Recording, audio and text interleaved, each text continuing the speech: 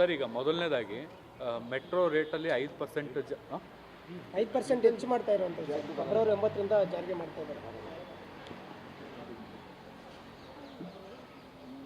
ಬೆಂಗಳೂರು ಮಹಾನಗರದಲ್ಲಿ ಈಗಾಗಲೇ ಟ್ರಾಫಿಕ್ ಪರಿಸ್ಥಿತಿ ಏನಾಗಿದೆ ತಮಗೆಲ್ಲ ಕೂಡ ಗೊತ್ತೇ ಇದೆ.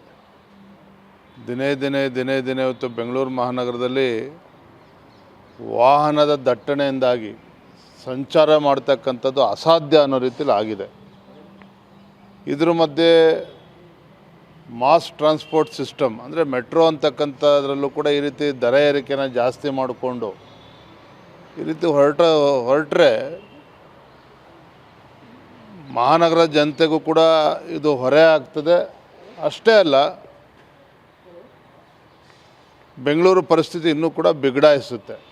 ಯಾಕೆಂದರೆ ಬೆಂಗಳೂರು ಮಹಾನಗರ ಅಂತೇಳಿದರೆ ಕೇವಲ ಭಾರತದಲ್ಲಿ ಅಷ್ಟೇ ಅಲ್ಲ, ಇಡೀ ಜಗತ್ತಿನಲ್ಲಿ ಇವತ್ತು ಚರ್ಚೆ ಆಗುವಂಥದ್ದು. ಆದರೆ ರಾಜ್ಯ ಸರ್ಕಾರ ಈ ರೀತಿ ಅವೈಜ್ಞಾನಿಕವಾಗಿ ಈ ರೀತಿ ರೆಕಮೆಂಡ್ ಮಾಡ್ತಕ್ಕಂಥದ್ದು, ದರ ಜಾಸ್ತಿ ಮಾಡೋದಕ್ಕೆ ಮಾಡುವಂಥದ್ದು, ಗಾಯದ ಮೇಲೆ ಬರೆ ಎಳೆಯುವಂಥ ಕೆಲಸ ರಾಜ್ಯ ಸರ್ಕಾರ ಮಾಡ್ತಾ ಇರುವಂಥದ್ದು ಇದು ಖಂಡಿತ ಸರಿಯಲ್ಲ. ನಾವು ಇದನ್ನು ವಿರೋಧಿಸ್ತೇವೆ. ಸರ್, ಈಗ ಬರೇ ನಿಮ್ಮದು ವಿರೋಧಕ್ಕೆ ಸೀಮಿತವಾಗಿದೆಯಾ ಅಥವಾ ಕೇಂದ್ರ ಸರ್ಕಾರದಲ್ಲಿ ಮಟ್ಟದಲ್ಲಿ ಕೂತ್ಕೊಂಡು ಏನಾದ್ರು ಮಾಡ್ತೀರಾ? ಯಾಕೆಂದರೆ ಹಿಂದೆ ಬೆಲೆ ಏರಿಕೆ ಆದಂಥ ಸಂದರ್ಭದಲ್ಲೂ ಕೂಡ ತೇಜಸ್ವಿ ಸೂರ್ಯ ಸೇರಿದಂತೆ ಬೇರೆ ಕೆಲವು ಸಂಸದರು ನಾವು ಅರ್ಬನ್ ಡೆವಲಪ್ಮೆಂಟ್ ಮಿನಿಸ್ಟರ್ ಜೊತೆ ಮಾತಾಡ್ತೀವಿ, ಸೆಕ್ರೆಟರಿ ಜೊತೆ ಮಾತಾಡ್ತೀವಿ ಅಂತ ಹೇಳಿದ್ದೇ ಬಂತು. ಬಟ್ ಅದ್ರ ಫಲಿತಾಂಶ ಸಿಗಲಿಲ್ಲ. BMRCL ಬೋರ್ಡ್ನಲ್ಲಿ ಯಾರಿರುವಂಥದ್ದು? ಅಧಿಕಾರಿಗಳು ಬಿಟ್ಟರೆ ರಾಜ್ಯ ಸರ್ಕಾರವೇ ಇರುವಂಥದ್ದು. ರಾಜ್ಯ ಸರ್ಕಾರದ ಹೊಣೆಗಾರಿಕೆಯೂ ಕೂಡ ಜಾಸ್ತಿ ಇದೆ. ಹಾಗಾಗಿ ರಾಜ್ಯ ಸರ್ಕಾರ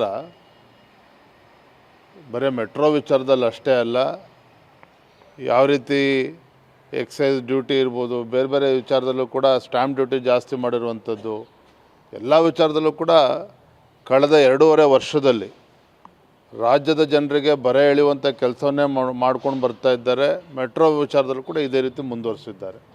ಹೇಳ ಸರ್, ಈಗ ಮೊದಲನೇದಾಗಿ ಮೆಟ್ರೋ ರೇಟಲ್ಲಿ 5% ಹೆಚ್ಚು ಮಾಡ್ತಾ ಇರುವಂಥದ್ದು ಫೆಬ್ರವರಿ 9ರಿಂದ ಜಾರಿಗೆ ಮಾಡ್ತಾ ಇದ್ದಾರೆ.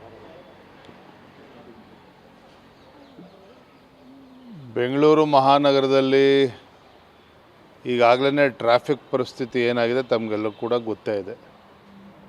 ದಿನೇ ದಿನೇ ಇವತ್ತು ಬೆಂಗಳೂರು ಮಹಾನಗರದಲ್ಲಿ ವಾಹನದ ದಟ್ಟಣೆಯಿಂದಾಗಿ ಸಂಚಾರ ಮಾಡ್ತಕ್ಕಂಥದ್ದು ಅಸಾಧ್ಯ ಅನ್ನೋ ರೀತಿಯಲ್ಲಿ ಆಗಿದೆ. ಇದ್ರ ಮಧ್ಯೆ ಮಾಸ್ ಟ್ರಾನ್ಸ್ಪೋರ್ಟ್ ಸಿಸ್ಟಮ್ ಅಂದರೆ ಮೆಟ್ರೋ ಅಂತಕ್ಕಂಥದ್ರಲ್ಲೂ ಕೂಡ ಈ ರೀತಿ ದರ ಏರಿಕೆನ ಜಾಸ್ತಿ ಮಾಡಿಕೊಂಡು ಈ ರೀತಿ ಹೊರಟ್ರೆ ಮಹಾನಗರ ಜನತೆಗೂ ಕೂಡ ಇದು ಹೊರೆ ಆಗ್ತದೆ. ಅಷ್ಟೇ ಅಲ್ಲ, ಬೆಂಗಳೂರು ಪರಿಸ್ಥಿತಿ ಇನ್ನೂ ಕೂಡ ಬಿಗಡಾಯಿಸುತ್ತೆ. ಯಾಕೆಂದರೆ ಬೆಂಗಳೂರು ಮಹಾನಗರ ಅಂತೇಳಿದರೆ ಕೇವಲ ಭಾರತದಲ್ಲಿ ಅಷ್ಟೇ ಅಲ್ಲ, ಇಡೀ ಜಗತ್ತಿನಲ್ಲಿ ಇವತ್ತು ಚರ್ಚೆ ಆಗುವಂಥದ್ದು. ಆದರೆ ರಾಜ್ಯ ಸರ್ಕಾರ ಈ ರೀತಿ ಅವೈಜ್ಞಾನಿಕವಾಗಿ ಈ ರೀತಿ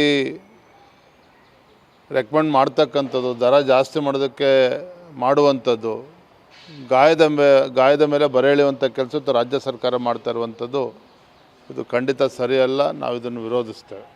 ಸರ್, ಈಗ ಬರೇ ನಿಮ್ಮದು ವಿರೋಧಕ್ಕೆ ಸೀಮಿತವಾಗಿದೆಯಾ ಅಥವಾ ಕೇಂದ್ರ ಸರ್ಕಾರದಲ್ಲಿ ಮಟ್ಟದಲ್ಲಿ ಕೂತ್ಕೊಂಡು ಏನಾದ್ರು ಮಾಡ್ತೀರಾ?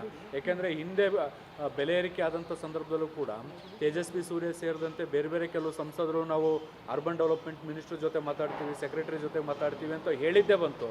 ಬಟ್ ಅದ್ರ ಫಲಿತಾಂಶ ಸಿಗಲಿಲ್ಲ. BMRCL ಬೋರ್ಡ್ನಲ್ಲಿ ಯಾರಿರುವಂಥದ್ದು? ಅಧಿಕಾರಿಗಳು ಬಿಟ್ಟರೆ ರಾಜ್ಯ ಸರ್ಕಾರವೇ ಇರುವಂಥದ್ದು.